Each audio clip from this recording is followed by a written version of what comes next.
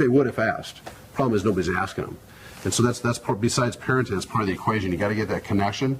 Kids got to see that role model, not the CEO of corporate America role model, the guy that started the shop down the street or started the dry cleaner, how he started. He's a real person, and this is what people do for a living. They start businesses. Kids need to know that exists as an industry. Most of them don't.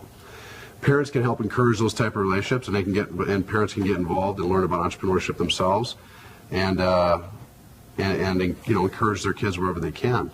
Problem is, there's not a lot of programs today that actually encourage kids in these areas. As we talked about, there's not a lot of books, there's not a lot of products, there's certainly nothing in the schools.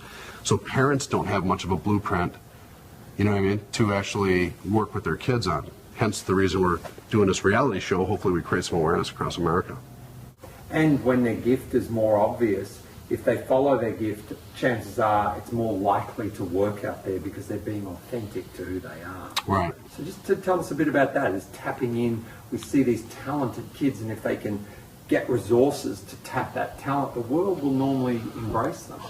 Well, anytime you do something you love, especially if you have talent, you really love doing what you're doing, your energy is obviously, your motivation is going to be higher, and that's going to attract more people to what it is that you're doing.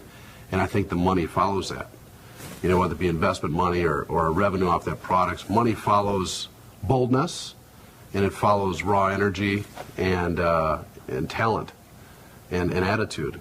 And so, it's important that you channel those talents into some kind of, whether it's social entrepreneurship or some kind of revenue producing model, and not deter them from those talents and try to get them, some of these kids today, you wouldn't want to try to talk them into being a doctor or a lawyer just because it seems to be a prestigious job. You'd want to push their talents in those areas. Do you think that these young kids have to face their fears if they're going to have to go out there and do what they want? I think most of those at the table today were fearless.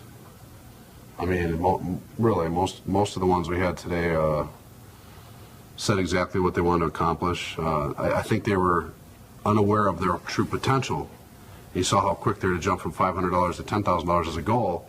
Once they, and that's normal for the human mind. I mean, that seems like a lot of money, but once you realize there's a plan to get there and you understand how to get there, I think most of these kids are fearless and they pursue it. The question is, can they maintain that focus in a world of clutter? And that's where their parents might come in and help. Some of these parents seem like they're ready to win it too. So.